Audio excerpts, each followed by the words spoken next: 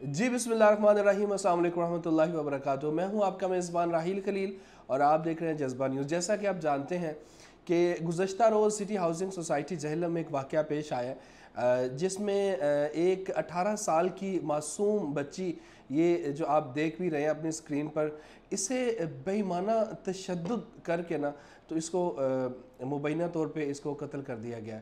इस हवाले से FIR हुई थाना काला गुजरा जहलम में, और यहाँ से पुलिस भी आई सिटी हाउसिंग में।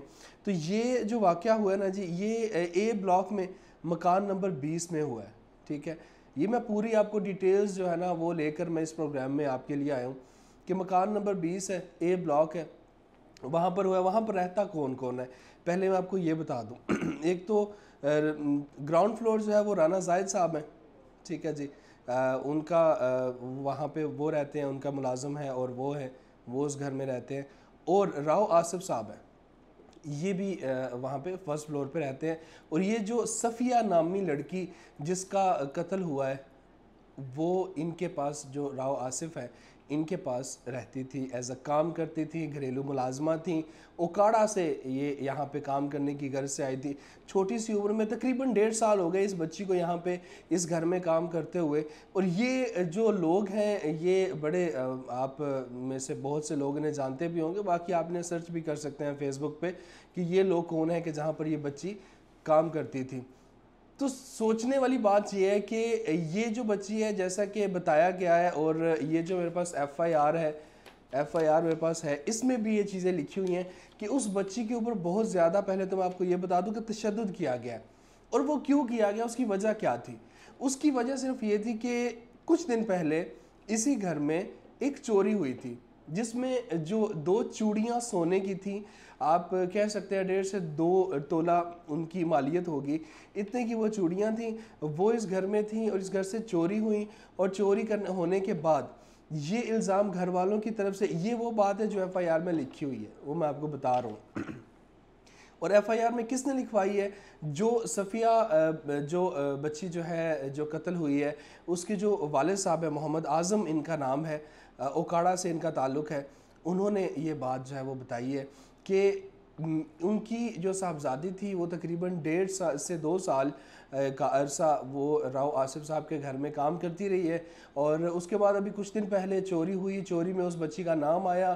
तो ये वो बात है कि जो आसिफ साहब जो है ना जी, राव आसिफ साहब, ये उनकी तरफ से और उनकी बेगम की तरफ से और उनके जो लोग थे, उनके सराउंडेड एरियाज़ में जो लोग थे, उनकी तरफ से इस बच्ची के ऊपर इल्ज़ाम लगाया गया था। इस इल्ज़ाम की बुनियाद पे मोहम्मद आज़म का कहना है कि मेरी बच्ची को इन्होंने बहुत ज़्यादा दिन जो है वो तशद्दुद का निशाना बनाया। और वो तशद्दुद का जो उसके वालिद कह रहे हैं, वो चीज़ अगर मैं आपको बताऊं तो ये पोस्टमार्टम की रिपोर्ट तो अभी नहीं आई, लेकिन जो इब्तदाई रिपोर्ट है, जब पुलिस ने जब इस बच्ची की जो डेड बॉडी है वो कलेक्ट की, तो वहाँ पर उन्होंने लिखा हुआ है कि दाएँ पाँव के अंगूठे पर निशान है जी ज़ख्मों का। ठीक है, नीलगी और सुर्खी माइल निशान। तो वो तभी पड़ते हैं कि जब किसी को बहुत ज़्यादा टॉर्चर किया जाए, जब मारा जाए बार बार।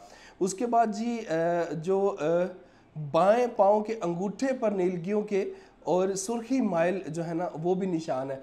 तो यानी उस बच्ची को आप सोचें कि कैसे टॉर्चर किया होगा, कि उसके दोनों पाँव के ऊपर किस चीज़ से वार किए होंगे, किस चीज़ के साथ उस बेचारी, उस छोटी सी, उस मासूम बच्ची को मारा होगा कि उस बच्ची के पाँव के ऊपर, जैसे हम कहते हैं ना कि जी हमें नील पड़ गया, जब कोई चीज़ हाथ पे लगती है, पाँव पे लगती है, तो उसके बाद नील पड़ जाता है। तो ऐसा अगर हादसातन होता तो एक ही पाँव के ऊपर लगती, लेकिन दोनों पाँव के ऊपर जो है वो नील पड़े हुए थे, बाकायदा उंगलियों के ऊपर।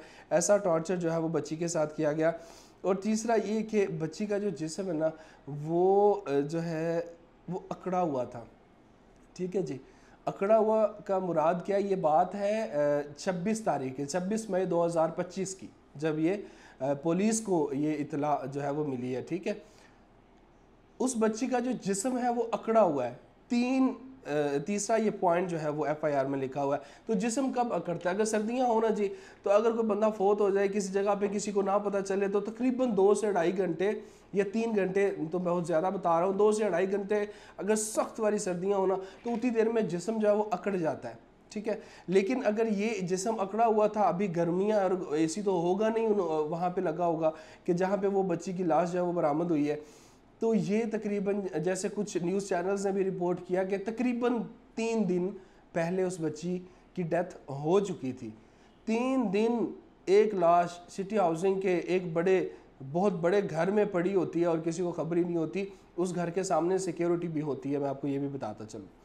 तो चौथा ये है कि जो जिस्म का जितना भी उस बच्ची का पूरा जिस्म जो था ना जी, वो जर्दी माइल रंग का था, ठीक है। यानी उसके जिस्म के ऊपर भी तशद्दुद किया गया। कैसे किया गया, क्या किया गया, आप ये देख रहे हैं, छोटी सी बच्ची है, इसके ऊपर इतना जुल्म, इतना तशद्दुद वो उन चूड़ियों के लिए किया गया जो, अगर मेरा ख्याल है कि जितनी एज इस बच्ची की है और जैसे ही मासूम सी दिख रही है, मैं इसका फेस दिखाने से कासर हूँ, वरना मैंने जो मेरे पास ये तस्वीरें हैं इसमें इस बच्ची का फेस भी नज़र आ रहा है, लेकिन मैं आपको नहीं दिखा पा रहा हूँ, मैं नहीं दिखाना चाह रहा हूँ आपका। चाहता हूँ कि मरने के बाद इस बच्ची का पर्दा जो है ना वो रहना चाहिए। अब आ जाते हैं दूसरी चीज़ के ऊपर कि ये बच्ची जो है, ये जैसा कि मैंने आपको बताया कि ग्राउंड फ्लोर पे सफ़िया जो है वो आसिफ जो है ना जी उनके घर में काम करती थी, जो FIR में लिखा हुआ है। इसमें अब इसके वालिद को कैसे पता चला, इशफाक नामी कोई बंदा है, उसने कॉल करके इस सफ़िया के वालिद को बताया कि आपकी बच्ची की डेथ हो गई है। वो भाई आपने पुलिस को कॉल नहीं कर सकते थे, इशफाक ने उसके वालिद साहब को कॉल कर दी और पुलिस को कॉल नहीं की। ये एक इसमें है एक पॉइंट के जिसके ऊपर देखना चाहिए कि उस बंदे को कैसे पता चला, उसको किसने बताया। बेशक उसका मकसद कुछ गलत नहीं था, लेकिन चलें उसने कॉल की, इशफाक ने मोहम्मद आज़म को कॉल की कि आपकी जो बेटी सफ़िया है उसकी वो जो है वो फोत हो गई है, ठीक है। तो ओकाड़ा से उसका वालिद जो है वो निकलता है और वो पहुंचता है जेलम आके जब वो देखता है सारा कुछ, तो उसके बाद वो पुलिस को इन्फॉर्म करता है और वो पुलिस को ये बताता है कि ग्राउंड फ्लोर पर राना जायद के घर में वाजिद हसनैन वल्द नसरुल्लाह खान जो है ना जी वो बतौर घरेलू मुलाजम काम करता है, ठीक है। और आसिफ के घर से 2 तलाई जो चूड़ियाँ हैं ना वो गायब हुई हैं।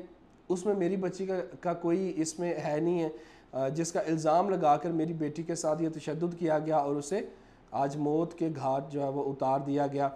तो उसने उनके जो वालिद साहब हैं मोहम्मद आज़म साहब, उन्होंने आगे कहा है जी कि आज इस रंजिश की बिना पर, यानी कि जो 2 चूड़ियाँ जो हैं वो इन्होंने इल्ज़ाम लगाया, वो बच्ची नहीं मानी कि मैंने उठाई हैं। अगर उठाई होती तो 15,000 मंथली पे वो काम कर रही थी, तो अगर 2 तोले की या 1.5 तोले की चूड़ियाँ उस बच्ची ने उठा ली थी तो मेरा ख्याल है वो तो काड़ा वापस चली जाती कि मैंने चोरी कर ली है, मेरे पास बहुत पैसे हैं।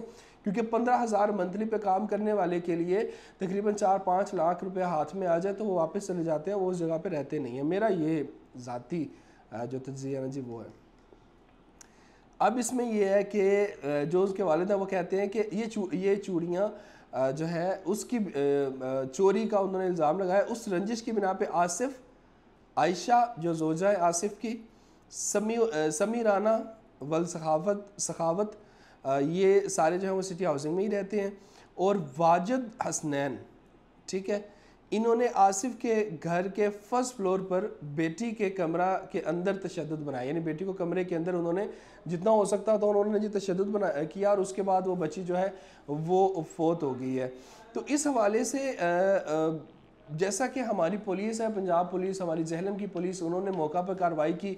DPO साहब ने भी मौका पर उन्होंने भी माशाल्लाह से अच्छे तरीके से नज़र रखी, अपनी जितने भी पुलिस थी उन्हें भी भेजा, यहाँ पर आए सब लोग और फोरेंसिक टीम भी आई, जो भी था सारा कुछ हुआ। उसकी जो रिपोर्ट्स हैं उसके बाद जो बाकी जो पोस्टमार्टम की रिपोर्ट्स हैं वो भी अभी आना बाकी है। लेकिन अभी की जो सूरत हाल थी वो यही थी कि ये एक बच्ची 15,000 रुपये पे सिटी हाउसिंग में एक घर में मुलाजमा थी, काम कर रही थी, उसके ऊपर अगर आपने इल्ज़ाम लगाया, चले मान लेते हैं कि उस बच्ची ने चोरी की होगी, मान लेते हैं, आपकी बात मान लेते हैं, लेकिन वो चोरी करने के बाद वो जो तलाई ज़ेवरात थे वो 2 चूड़ियाँ जो थीं वो तो बरामद होनी चाहिए थी। अगर वो नहीं हुई, चलिए उन्होंने बेच दी, जैसा कि यहाँ पे लिखा हुआ है कि जहलम में किसी ज्वेलर को वो सेल कर दी गई।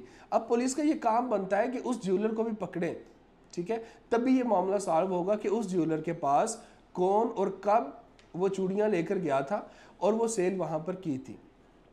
अब अगर मान लिया जाए कि ये सारा कुछ उस बच्ची ने किया, तो मेरा ख्याल है कि बेहतर तो ये था कि इस सारे मामले को लेकर जाया जाता पुलिस के पास, वहाँ पर FIR दर्ज करवाई जाती, वहाँ पर उस आपको इंसाफ जो था वो वहाँ से मिल जाना था, ना कि ऐसे कि आपने उस बच्ची को इतना ज़दोकोब किया, इतना तशद्दुद किया और वो तशद्दुद करने के बाद आप उस बच्ची की लाश को 2 से 3 दिन घर में छुपा कर रखते हैं और उसके बाद पुलिस को पता चलता है, और वो भी इशफाक नामी एक बंदा है, वो उसके वालिद को कॉल करता है उकाड़ा में, उकाड़ा से उसका वालिद आता है और आकर जब देखता है उसके बाद वो क्या उसके वालिद पर गुजरी होगी, उसकी वालदा पर गुजरी होगी कि जिनकी बच्ची 15,000 रुपये माहाना पे यहाँ पे काम करने के लिए आई थी, और यहाँ पे जो लोग थे उन्होंने कितनी दरिंदगी के साथ उस बच्ची के साथ, जिसने भी किया FIR के मुताबिक जितनी बातें मैंने आपसे बताई हैं, कुछ बातें जो थी वो हमने खुद से सर्च की हैं और हमें पता चला। अब देखना ये है कि हमारी काला गुजरा थाने की जो पुलिस है, जो ASI इब्रार हुसैन साहब हैं जी, उनके वो हैं इसके तफ्तीशी, उनका नाम यहाँ पे लिखा हुआ है। अब देखते हैं कि इब्रार हुसैन जो है वो क्या इस बच्ची को इंसाफ दिला सकते हैं, क्या इंसाफ दिलाएंगे। DPO जहलम जो है क्या वो इस बच्ची को इंसाफ दिलाएंगे, या फिर ये जो फाइलें हैं ये भी कुछ पुरानी फाइलों की तरह दब जाएंगी, या फिर जैसा कि आप जानते हैं कि सिटी हाउसिंग में जो कुछ नाम मैंने लिए बड़े नाम हैं, तो उनका वालिद क्या इनका सामना कर पाएगा, ये आने वाले वक्त में पता चलेगा। और जो भी इस केस में नई चीज़, जो नई डेवलपमेंट्स होंगी वो इंशाल्लाह आप तक मैं ज़रूर लेकर आऊँगा। बहुत शुक्रिया।